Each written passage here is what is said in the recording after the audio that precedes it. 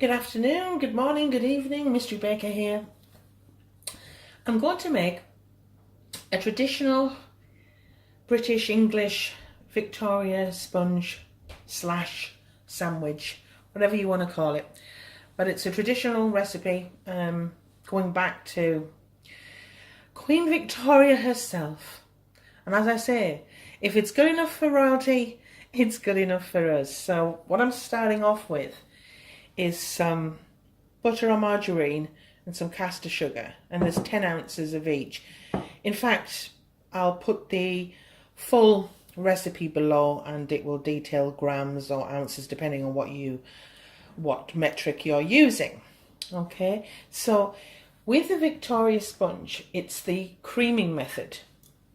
Some recipes doesn't involve that, but the creaming method is something that we use when you're making a Victoria sponge.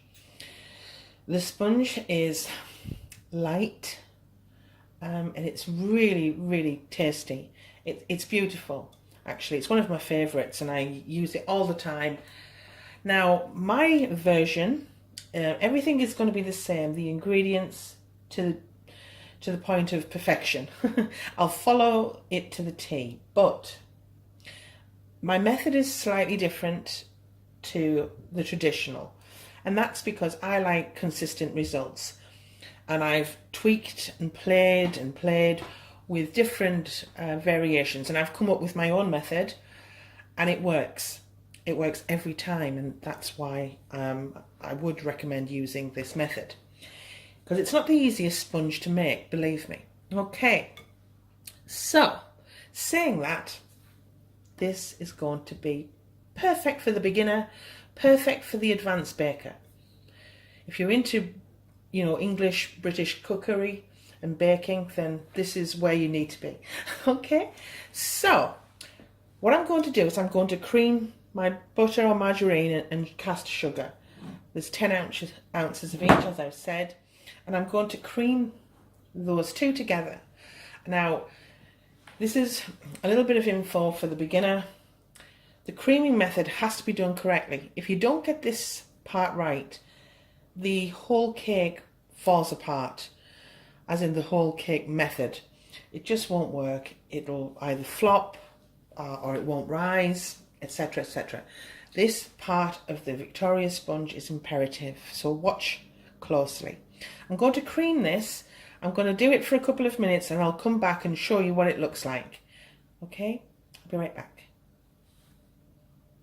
I've creamed it for a little while, but I don't know, I want to show you what I mean. Let me see if I can. Right. I'm going to pick it up. I want you to rub it between your fingers. This is for the beginner, and if it feels really grainy, you're just not there. You haven't finished the creaming method correctly. This needs to be smooth as thick cream, or also looking like the texture of ice cream. So I'm going to beat this again and come back and I'll show you what I really need, especially when it's the creaming method that saves this cake from disaster. This is the part that you really need to concentrate on. So I'll go off camera a couple more minutes and I'll come back and I'll show you what to do from there. I'll be right back. Okay, I'm back. Now, I've been doing that for about 2 minutes, and as you can see, I don't know if you can, that the colour has changed. It's gone from a yellow to an ivory or off-white, and also the texture. It's very soft, almost like melting ice cream, and that's when you know that you're ready. The creaming method is complete. Once you've mastered that part of the Victoria sponge, the rest is a doddle. The rest is easy. I just want to get up close. It's really soft. Now, one of the questions people have asked me is, should I use butter or margarine? Well, my advice is pretty simple. If you're baking cakes, I think margarine, especially a lot of the brands like Stork margarine, I don't know if you've heard of that, they're ideal for cakes. Absolutely. So don't beat yourself up if you're only using margarine. The only thing I probably wouldn't use is these low-fat spreads that, you know, super light. I know that's, you can, I know you can, but these spreadable butters and things, they just don't work as well as the full-fat butter. But margarine is a great, substitute. So, so now I've done the creaming method, like so. I'm going to start adding my flour and my eggs. Now I do them together. So I add, if you were to follow the method in a recipe book of the Victoria sandwich, it's slightly different to mine. I'm just doing the method that I've tried and tested, and I know that it works every time. So with a sieve, I will put in 1/3 of my self-raising flour and 1/3 of my eggs. Now I don't measure it, it's not rocket science, but I'll add 1/3, and I use my eye to determine what 1/3 is, and then I sieve it through. I hope it's picking up on the camera, and I sieve that through like so. And I've added my vanilla extract to my eggs and, whipped it up a little bit. And I add 1/3 of my egg mixture. And I will cream that with the mixer for a couple of minutes. And I will continue adding 1/3. Usually it does it in 3 parts, but so basically add 1/3 of this, beat it up, add another 1/3, beat it up, add another 1/3. And all of the flour and eggs should be gone.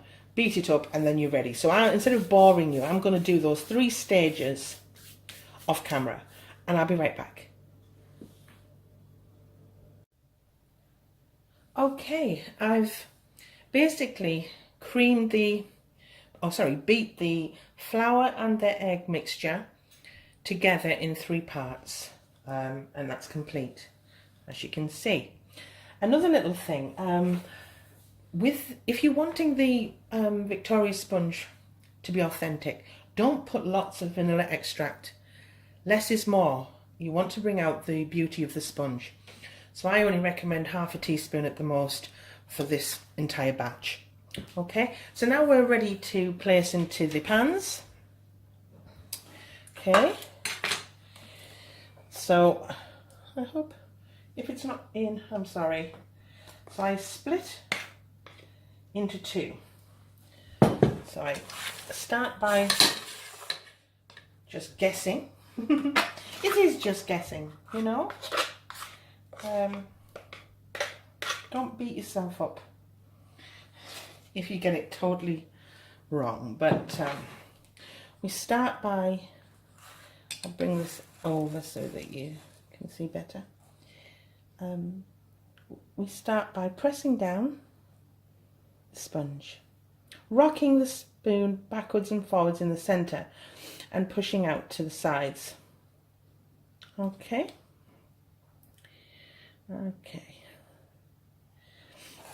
Bring the other one in. This has a little bit more product in it, I can tell already, but again, rocking backwards and forwards with the spoon and pushing outward to the sides. The reason why I start in the center and push out is because cakes usually rise more in the center of the sponge than on the outside. So I want it to rise relatively evenly, and that it doesn't rise too much in the center, because you end up having to cut it off, and that's wasting sponge, isn't it? And you could be eating that. All right, so I'm just going to bring this one back in because I have some more, and I'm just going to basically scrape out whatever is left in my bowl. And waste not, want not here. I use every bit that I can. And again, rocking backwards and forwards with the spoon and pushing out. And there we go. Now, these are going to go into a preheated oven, 180 or 160 if it's fan assisted. Again, I will put all of the temperatures and etc. at the bottom in the description box, including if I'm using a gas oven. And I'm going to place them in the oven for about 30 minutes. And I will check at 30 to see if they're ready. And how I check is I get a cocktail stick or toothpick, pierce it. If I pull it out and it comes out clean, then it's ready to come out. If not, just repeat the process every couple of minutes until you think they're done. So I'm going to put them in the oven and I'll show you what they look like when they come out. I'll be right back. Okay, they're out of the oven and they bounce back, which is great, so I know that they're ready.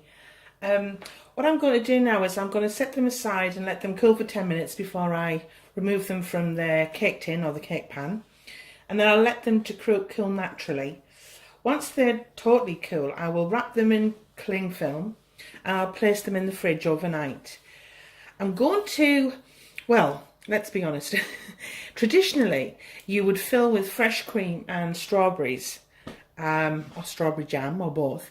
But I don't like following the rules, so I'm going to be filling mine with vanilla buttercream, raspberry sauce and fresh raspberries. So I'm going to put these in the fridge, leave them overnight. It will be the next day, but I'll literally be back in a bit, as in tomorrow. But hold tight, I'll be back soon. And as if by magic, it's the next day. So the cake's had time to rest. So I'll just put it on this pretty stand. I've made some buttercream in advance. So basically I've put 100 grams of butter and 150 to 60 grams of icing sugar and whipped that through. And then I added half a teaspoon of vanilla extract and 2 tablespoons of milk or cream. You can use cream. But I don't need a lot because I'm only filling the centre of the cake.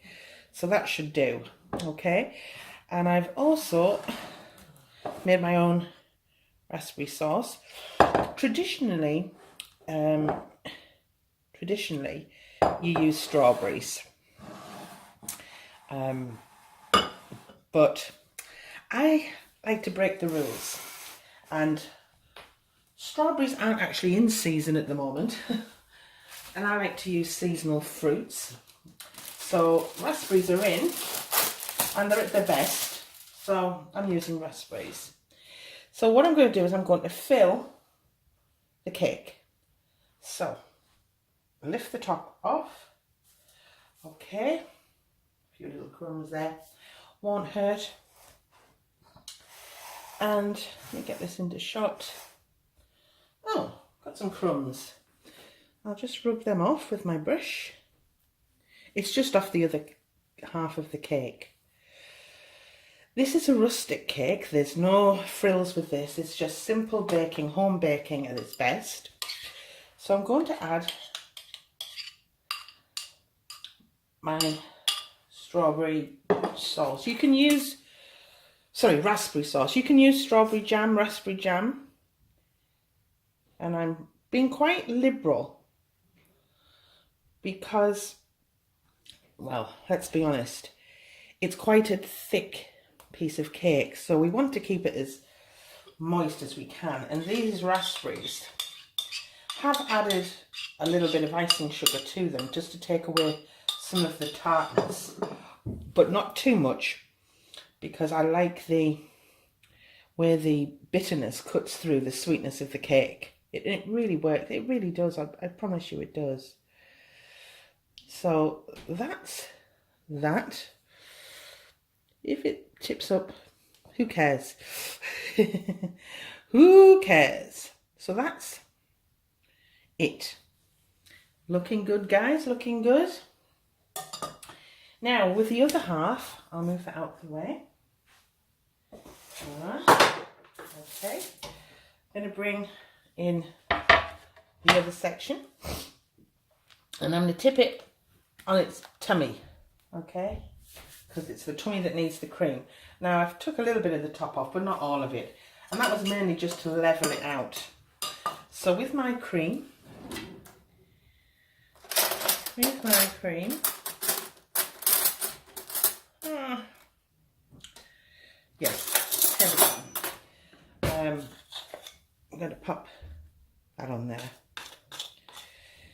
like so. That'll do.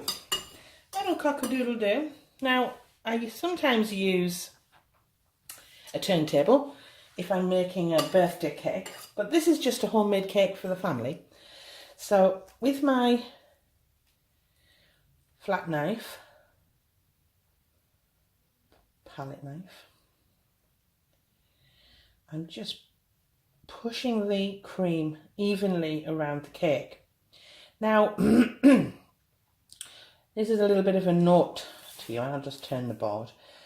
Don't overstretch the buttercream because you'll pull off the bottom of the cake crumbs. So I just tend to add a little bit more, like so. And this does make a bit of a difference. So, as I say, I really enjoy this part of putting the cake together. I'm not being shy with the cream. It's a nice thick layer, not too thick because it's buttercream. Traditionally you would use whipped cream, and that's great, but I didn't have any in. I didn't have any in, so I've had to be a little bit more creative and thought, right, I'll just do it with buttercream. And again, pushing it as far to the edge and as evenly as you can. Okay, okay. I think that's enough. I think that is enough. Now, while we're here, what I'm going to do is I'm going to add a little bit extra. I'm going to add some extra raspberries. Okay, so I'm going to just push them in to the cake. Nothing spectacular. I'm just pushing them in so everyone kind of gets a bite of the raspberries. I'm going all the way around. As I say, you can add your strawberries or whatever fruit you prefer. I'm just going around it like this. It just makes sure that everybody gets a little bit of the raspberry. Yummy, yummy, yum, yum. Like that. And then I'll put a couple in the center. It doesn't have to be wonderfully looking because you're not going to see them. You're just going to eat them. I'm going to put one in the center. I'm just going to pack them down like so. Right. Alrighty. So I'm going to push this aside and bring, ta-da, my cake in. All right, so I'm going to go around the other side. I'm just going to lift it up, take it round. So I'm having to go around the camera. And I'm going to place it on, like so. So there we have that. Voila. Voila, voila, voila. Like this. Okay. Placing it down, and then how I finish it, I don't decorate it as such. I get a little bit of icing sugar and a small sieve, a miniature sieve. I think that's what it is, a miniature sieve. And I get a teaspoon or a tablespoon of the icing sugar, like this. And then, using the sieve, I go around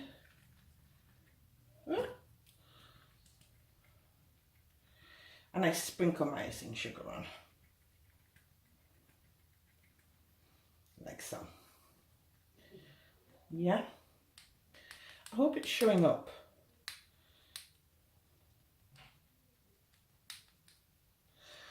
Oh, it's going all over, but hey. You can't have enough icing sugar. I sprinkle it with snow, basically. Yeah. And there we have my traditional English Victoria sandwich or Victoria sponge, ready to eat. And I hope you like it. It's easy as that. Thanks for watching. Bye.